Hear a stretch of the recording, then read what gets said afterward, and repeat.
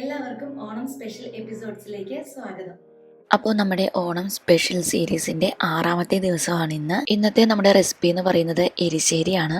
നമുക്ക് ഓണത്തിന് ഒട്ടും ഒഴിച്ചുകൂടാൻ പറ്റാത്ത ഒരു ഐറ്റമാണ് എരിശ്ശേരി. ഓണത്തിന് ഏറ്റവും മെയിൻ ആയിട്ടുള്ള ഒരു ഐറ്റം തന്നെയാണ് കേട്ടോ എരിശ്ശേരി എന്ന് പറയുന്നത്. അപ്പോൾ ഞാൻ കായും ചേനയും വെച്ചിട്ടുള്ള ഒരു എരിശ്ശേരിയാണ് ഇന്നിവിടെ കാണിക്കുന്നത്. അതിന് വേണ്ടിയിട്ട് ആദ്യം തന്നെ കായ ഒന്ന് നന്നായിട്ട് അതിൻ്റെ ആ ഒരു സൈഡിൽ ഇങ്ങനെ തടുപ്പുള്ളൊരു തൊണ്ടില്ലേ അതൊക്കെ ഒന്ന് കളഞ്ഞിട്ട് കുറച്ച് ഒരു മീഡിയം സൈസുള്ള പീസായിട്ടൊന്ന് മുറിച്ചെടുക്കുന്നുണ്ട്. ഇനി ചേനയും ഞാൻ ഇതുപോലെ തന്നെ ക്ലീൻ ചെയ്ത ശേഷം ഒരു മീഡിയം സൈസിലുള്ള പീസായിട്ട് മുറിച്ചെടുക്കുന്നുണ്ട്. ചേനയും അതുപോലെ തന്നെ കായും ഞാൻ വളരെ കുറച്ച് മാത്രമേ ഇവിടെ എടുത്തിട്ടുള്ളൂ. കാരണം നമ്മൾ വളരെ കുറച്ച് അളവിലാണ് ഉണ്ടാക്കുന്നത്. അപ്പോൾ നിങ്ങളുടെ അളവിനനുസരിച്ച് മാത്രം എടുത്താൽ മതി കേട്ടോ. നമ്മുടെ സദ്യയിലെ ഒരുമാതിരിപ്പെട്ട എല്ലാ ഐറ്റവും വളരെ എളുപ്പത്തിൽ ഉണ്ടാക്കിയെടുക്കാൻ പറ്റുന്ന ഐറ്റംസാണ്. ഏറ്റവും എളുപ്പമുള്ള രീതിയിലും കൂടിയാണ് ഞാൻ നിങ്ങൾക്കത് കാണിച്ചു തരുന്നത്. അപ്പോൾ നിങ്ങളെല്ലാവരും ഇതൊന്ന് ട്രൈ ചെയ്ത് നോക്കണം കേട്ടോ. അപ്പോൾ ചേനയും കായും ഇതേ നന്നായിട്ട് അതിൻ്റെ എരിശ്ശേരിയുടെ ഒരു പാകത്തിന് നമ്മൾ കട്ട് ചെയ്തെടുത്തിട്ടുണ്ട്. ഇനി ഇത് നന്നായിട്ടൊന്ന് വാഷ് ചെയ്തതിന് ശേഷം നമുക്ക് ഒരു കുക്കറിനകത്തേക്ക് ഇട്ട് കൊടുക്കാം. നമുക്ക് കുക്കറിൽ തന്നെ ഇങ്ങനത്തെ ഡിഷുകളൊക്കെ വെക്കണമെന്നില്ല കേട്ടോ. നമുക്ക് ഏറ്റവും നല്ലത് കൂടുതൽ ടേസ്റ്റി ആവുന്നത് അത് നല്ല വിറകടുപ്പിൽ ഉരുളിയിലൊക്കെ വെക്കുമ്പോഴാണ്.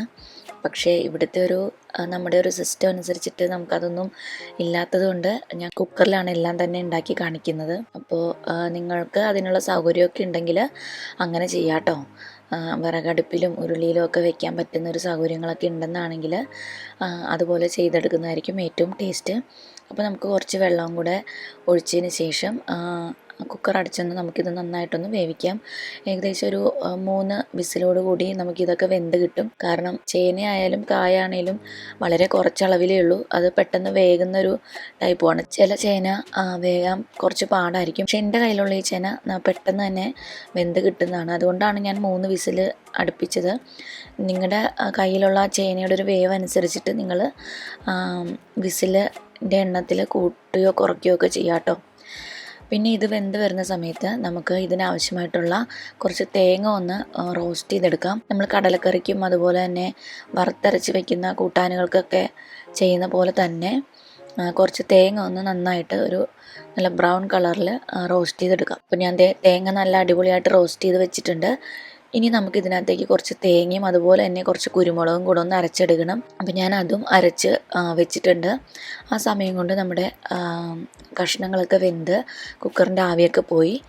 കഷ്ണങ്ങളൊക്കെ നല്ല പാകത്തിന് വെന്തിട്ടുണ്ട്. പിന്നെ ഇത് വേവിക്കാൻ വെക്കുന്ന സമയത്ത് ഞാൻ 2 പച്ചമുളക് ഇട്ടായിരുന്നു കേട്ടോ. അത് ഞാൻ പറയാൻ മറന്നുപോയി. ഇനി നമുക്ക് ഇതിനകത്തേക്ക് ഒരു 1/4 ടീസ്പൂൺ മഞ്ഞൾപ്പൊടി ആഡ് ചെയ്ത് കൊടുക്കാം. നമ്മളിതിൽ മുളക് പൊടിയൊന്നും ആഡ് ചെയ്യുന്നില്ല.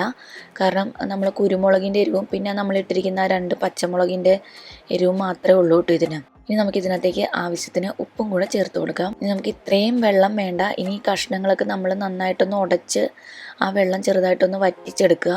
പിന്നെ നമ്മൾ അരച്ച് വെച്ചിരിക്കുന്ന തേങ്ങയും അതുപോലെ തന്നെ കുരുമുളകും ചേർന്ന ആ ഒരു മിക്സ് നമുക്ക് ഈ ഒരു കഷ്ണത്തിലേക്ക് ചേർത്ത് കൊടുക്കാം. ഇനി നന്നായിട്ടൊന്ന് തിളച്ച് ആ വെള്ളമൊക്കെ വറ്റി കഷ്ണങ്ങളൊക്കെ ഒന്നും കൂടി ഒന്ന് ഉടഞ്ഞ് കുറുകി വരണം. നമ്മുടെ എരിശ്ശേരിയുടെ ഒരു കൺസിസ്റ്റൻസി എന്ന് പറയുന്നത് കുറച്ച് തിക്കായിട്ടിരിക്കുന്നതല്ലേ.